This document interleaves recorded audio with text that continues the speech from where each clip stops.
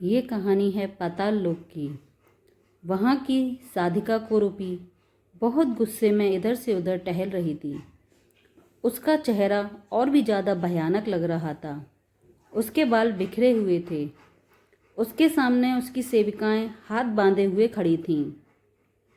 सब एक से एक बढ़कर कुरूपी चिंघाड़ रही थी। उसके सिर के बाल जहरीली सांप बनकर लपलपा रहे थे। उसकी आंखें आग उबल रही थीं। गुर्राती हुई बोली, कमबख्तों, मैं कब से कह रही हूँ कि मेरी सुंदरता खत्म हो रही है। कुछ ऐसा उपाय करो कि मैं हमेशा जवान बनी रहूं। तीनों लोकों में सबसे ज़्यादा सुंदर जो भी देखे मेरे मोहपाश में बंध जाए। मुझे इस पाताल लोक पर हमेशा के लिए राज करना है। कहो मूर्खों, चुप क्यों हो?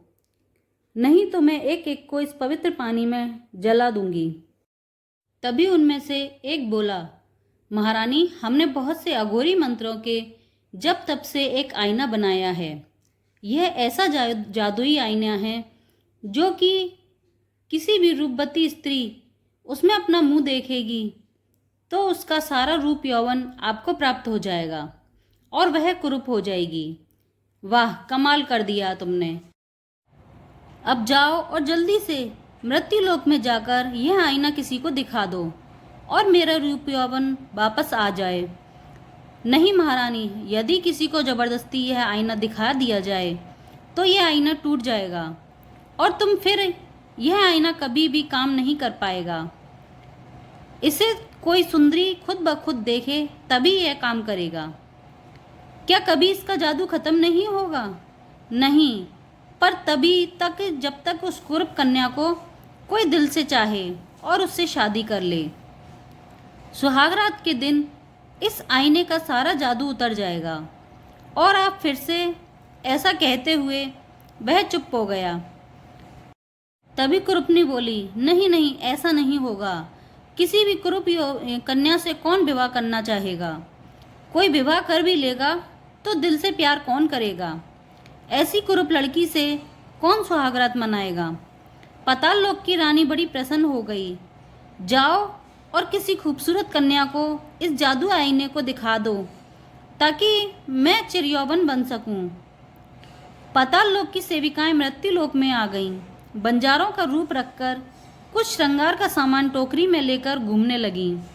शहर में आकर उन्हें पता चला कि इस देश की राजकुमारी बहुत ही रूपवान है। राजकुमारी को बहुत से राजकुमार चाहते थे। हर कोई उससे विवाह करने के लिए ललायतित था। लेकिन एक किसान के बेटे ने राजकुमारी को देख लिया। उसने जब से राजकुमारी को देखा उसे दिल की गहराइयों से प्रेम करने लगा। वो यह भी जानता था कि उसका ये सोचना भी उसे मौत के मुंह में डाल सकता है, पर दिल का क्या करें? प्यार तो अमीरी गरीबी कुछ नहीं देखता। एक दिन राजकुमारी अपनी बग्गी में बैठकर कहीं जा रही थी। वह राजकुमारी के बग्गी के सामने आ गया। गाड़ीवान ने गाड़ी रोक दी। राजकुमारी ने पूछा, क्या हुआ? तो वह किसान का बेटा राजकुमारी के सामने खड़ा हो गया। बोला, चाहो तो मेरी जान ले लो, पर मरने से पहले एक बात तुम्हें बताना चाहता हूँ। मैं अपनी जान से भी ज़्यादा तुम्हें प्यार करता हूँ। राजकुमारी से इस तरह कभी किसी ने बात नहीं की थी। हालांकि जब राजकुमारी ने उसे देखा तो वो भी उसे कुछ देर के लिए देखती रह गई। लंबा चौड़ा कद, उगता सूरज सा चेहरा, नूर घुंघराले बाल, बड़ी बड़ी आंखें और चौड़ा सीना देखकर उसकी नज़रें कुछ देर के लिए ठहर गईं। लेकिन अगले ही पल राजकुमारी ने गाड़ीवान को आदेश दिया कि इसे गाड़ी के पीछे बांध दो। किसान का बेटा चाहता तो वह गाड़ीवान को वहीं धराशायी कर देता, पर वह भी राजा के सामने जाना चाहता था और फिर भागता भी तो कहाँ, आखिर पकड़ा ही जाना था। इसीलिए गाड़ी के पीछे घिसटता हुआ वह राजमहल पहुंच गया। राजकुमारी ने राज दरबारियों से उसे राजा के सामने पेश करने को कहा। राजा ने जब उसकी ये हरकत के बारे में सुना तो राजा ने तुरंत आकर उसका धड़ सर से अलग करने का आदेश दे दिया। लेकिन राजकुमारी को पता नहीं क्या सूझी। उसने अपने पिताजी से कहा, इसे मृत्युदंड मत दीजिए, इसे जिंदगी भर घोड़ों की देखभाल और चारा काटने के लिए रखिए। बदले में रोज मैं इसे 5 कोड़े मारूंगी। इससे आसान मौत नहीं मिलेगी। इसके साथ ही इसे कैद कर लिया गया। अब वह पिछले 1 साल से घोड़ों की देखभाल में लगा था और राजकुमारी के कोड़े खा रहा था, पर उसमें भी उसे संतोष था। अब बंजारन का पहला लक्ष्य राजकुमारी से मिलने का था। वो बड़े मधुर स्वर में गाकर अपने सामान की प्रशंसा कर रही थी और उस खूबसूरत आईने की बड़ाई कर रही थी।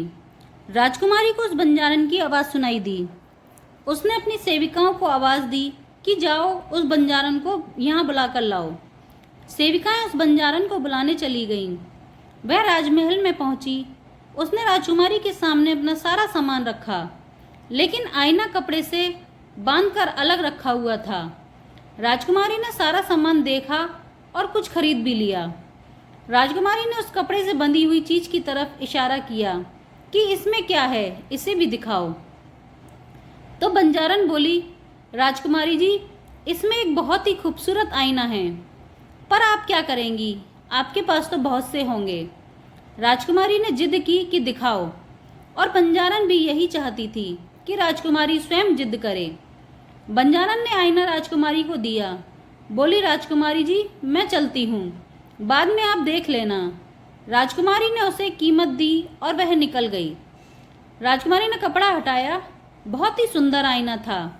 वह गौर से उस आईने को देखती रही और इधर कुरूपी बहुत सुंदर हो गई।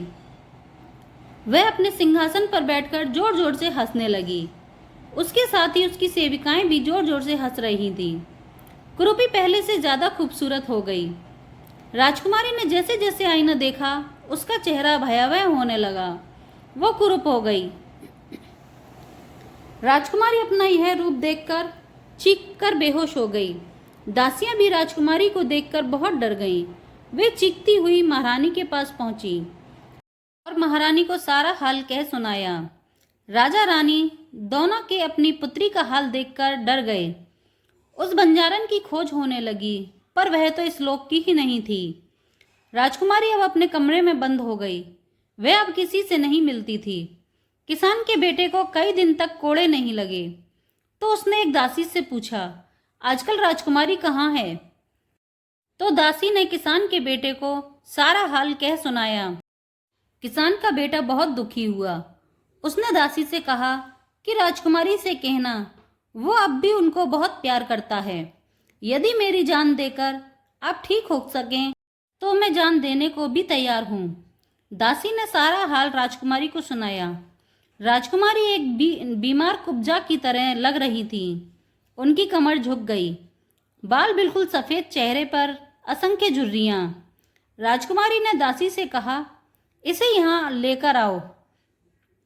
दासी किसान के बेटे को राजकुमारी के पास लेकर आई। अब दोनों कमरे में अकेले थे। राजकुमारी कुब्जा की तरह लग रही थी। उसने किसान के बेटे की तरफ पीठ कर रखी थी। राजकुमारी घबराती सी आवाज में बोली, तुम्हें दासी ने सब कुछ बता दिया होगा। क्या तुम अब भी मुझसे प्यार करते हो?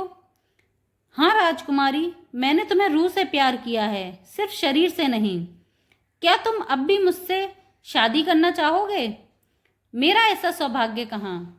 शायद तुम मेरी दौलत के लिए मुझसे शादी करना चाहोगे। नहीं, बिल्कुल नहीं। बाजियों में इतनी ताकत है कि मैं अपने छोटे से घर में तुम्हें आराम से रख सकूं। राजकुमारी की तरह नहीं, पर अपनी दिल की रानी की तरह जरूर रख सकता हूँ।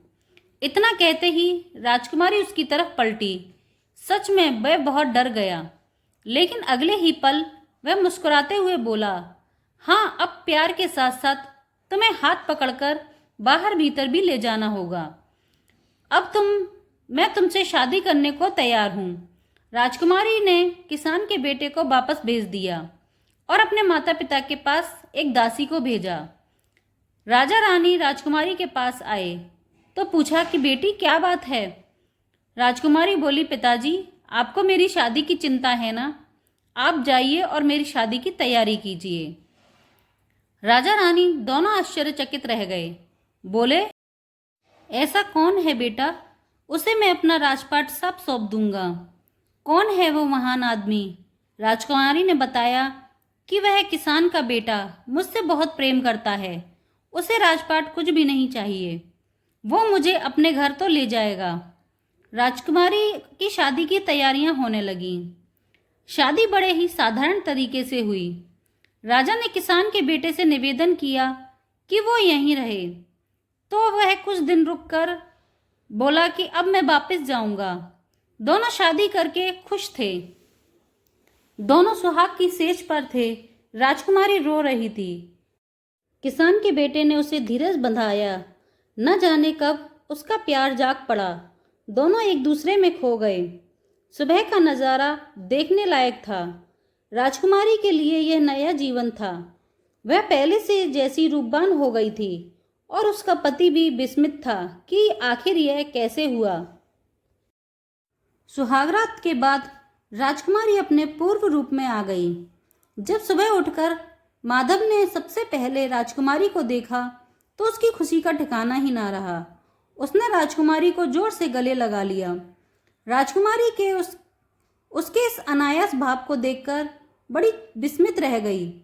वह सोचने लगी, ऐसा क्या हुआ कि मुझ जैसी कुरूप को ये इस तरीके से गले लगा रहा है। जब से उसकी यह हालत हुई थी, उसने उस दर्पण को दूर जा फेंका, पर वह टूटा नहीं। इसीलिए राजकुमारी ने उस दर्पण को जमीन में गड़वा दिया था, जिससे कोई और उससे प्रभावित ना हो, और घर के सारे दर्पण उसके आसपास से हटा दिए गए थे। इसीलिए राजकुमारी सुदर्शना माधव के इस प्यार को नहीं समझ पाई। उसने माधव को खुद से अलग किया। सुदर्शना ने पूछा कि ऐसा क्या हो गया जो इतना चिपक रहे हो। माधव ने राजकुमारी के हाथ उसके सामने रखे। अपने हाथों की खूबसूरती देखकर राजकुमारी हतप्रभ रह गई। वह खुशी से अपने खुले बाल हाथों को ऊपर तक निहारती रही और चेहरे को सहलाती रही। उसे सब कुछ पहले जैसा लगा। उसने माधव से पूछा, क्या मैं पहले जैसी हो गई हूँ? पहले से भी ज्यादा खूबसूरत। वह दीवार की तरफ भागी, पर दीवार पर कोई दर्पण नहीं था। उसे ध्यान आया कि उसने सारे दर्पण फिकवा दिए थे। वह भागी भागी अपने माता पिता के कमरे के पास बने हुए एक सजावट वाले कमरे में गई। वहां रखे हुए दर्पण में खुद को देखा तो खुशी से पागल हो गई।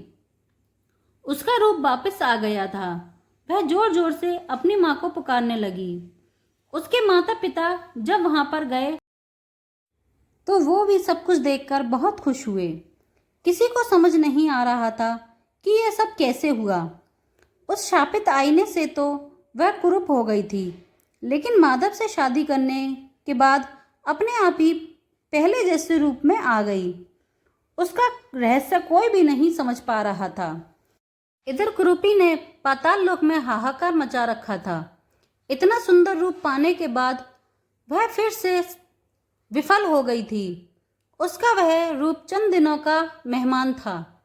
उसकी सारी सेविकाएं थरथर कांप रही थीं।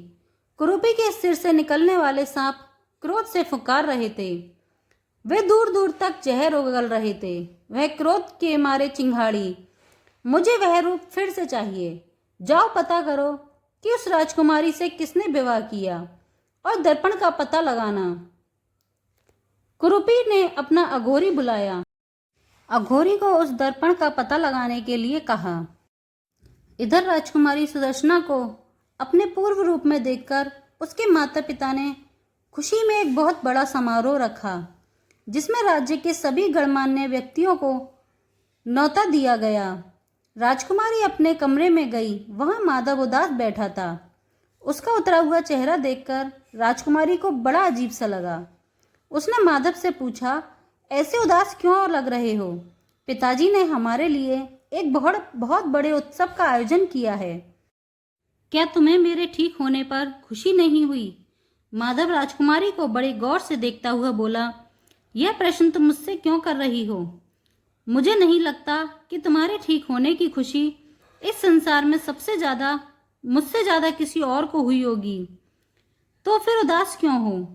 मैं उदास इसीलिए हूं कि अब तुम मुझसे फिर से दूर हो जाओगी और किसी बड़े राजकुमार से शादी कर लोगी। तुम्हारा दिमाग खराब है? यह तुमने कैसे सोच लिया? अरे जब मैंने खुद को अपनी शक्ल से नफरत करते हुए देखा और तुमने उस समय मुझे प्यार किया, मेरी दौलत के लिए नहीं बल्कि दिल से मुझे अपनाया।